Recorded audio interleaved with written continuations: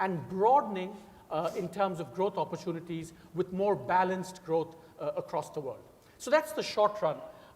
Judy, can I just talk about the scary long run? Sure, why not depress us? Go ahead, Okay. go right ahead. So let me depress you with this chart. It's based on on the book that I'm just completing. Now, supposing we looked ahead kind of longer, 10, 20 years, what we see is what Larry said is in motion. We see this process of convergence. You know, the poorer countries are growing very rapidly and have caught up. So what I've done is supposing we project, very reasonable growth, for China and India and these countries, not the kind of growth you've seen so far, and I've computed what's called the index of dominance going back to 1870 and going forward to 2030. The scary news, if you're kind of an American persuasion, is that 20 years from now, the kind of dominance that we're going to see from China is in fact going to resemble the kind of dominance that the United States had around 1950 and the UK had around 1870. On my calculation, China is already the biggest economy in the world in purchasing power parity terms. It's almost the biggest trader in the world, and it's the world's net banker. And these processes are going to be reinforced going forward.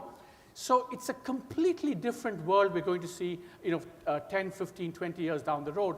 It's a world where the US can no longer take its economic preeminence for granted. And that's kind of, I think, the broader background to how we need to cope with this new world reality.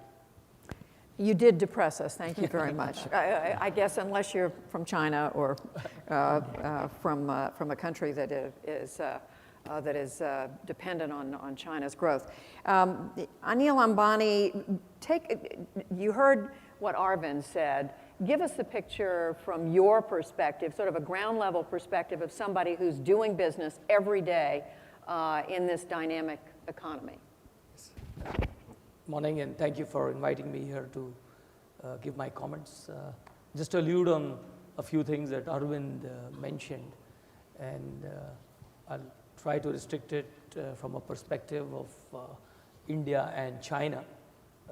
The world has moved away from a dialogue in the 80s and the 90s to India or China to India and China.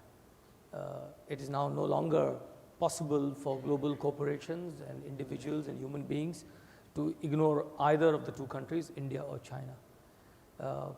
And as Arvind mentioned in his comments, while most of the developed world in the US and Europe